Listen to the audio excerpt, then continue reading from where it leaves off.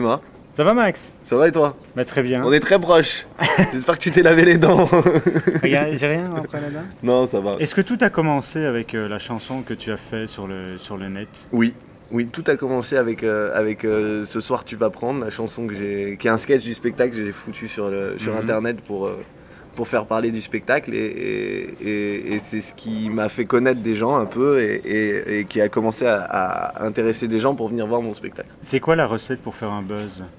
Alors écoute, ça je sais pas du tout. Je suis content, je voulais faire je voulais que ça fasse parler de moi et je voulais que les gens ils rigolent sur cette chanson. Après j'ai pas de recette, je suis pas un mec de marketing quoi.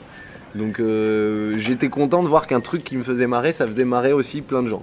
Bon, ici, naturellement, il y avait quand même de la provocation dans Tu vas prendre. Oui, enfin, ouais, bien sûr, ouais, disons que c'est un petit peu pour se moquer de la nouvelle scène française, des chanteurs un peu qui se la jouent un peu romantique et voilà, comme il y en a plein. Et en même temps, c'était ce que j'avais envie de faire, c'est le décalage. On se dit, putain, c'est qui ce ringard, ce mec qui arrive avec sa chemise blanche, ses cheveux en arrière. Et avec son pento dans les cheveux, ça, oui. et voilà, et qu'on se fasse surprendre par le refrain.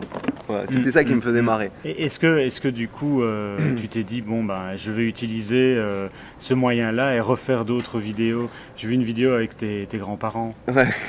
Elle a un peu moins marché, celle-là, non? Elle a fait pas mal de vues quand même, et ouais. c'était après, c'est sûr que ça peut pas avoir la force d'une chanson, c'était un petit sketch. Ouais, j'ai envie de continuer à foutre des trucs sur internet qui me font marrer. Après, de refaire une chanson, j'ai des idées, mais j'ai peur qu'on se dise putain, il refait le même coup. Est-ce que tu crois que tu en serais là aujourd'hui s'il n'y avait pas eu cette chanson? Non, c'est sûr que c'est ce qui a tout déclenché et c'est vrai que c'est une force incroyable parce que tu fais ce que tu veux quoi et tu peux aller un peu loin, c'est ça qui est bon quoi. Y a pas ça ailleurs quoi, et ça c'est bon. Alors le One Man Show, c'est une volonté depuis bon, ça va faire 6 mois. Non, c'est depuis très longtemps. Depuis très longtemps.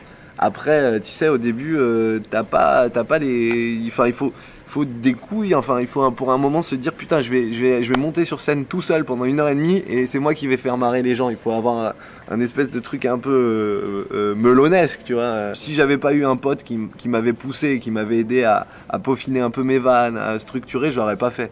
Et la suite, c'est quoi?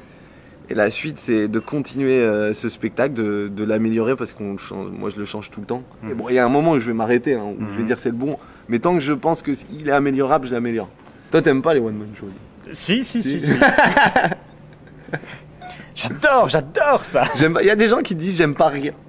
J'aime pas rire. Non, j'aime pas. C'est pas mon truc de rire. Bah non, c'est ridicule. Il y a des gens qui disent ça. Non, moi j'aime pas les humoristes, ça me fait pas rire. J'aime pas rire. Donc tu vas être bien déçu mon pote, allez, ça dure 1h30. Bon bah merci alors. Salut. Je peux avoir une bise? Ah c'est peut-être... Quoi? C'est la mode en Belgique.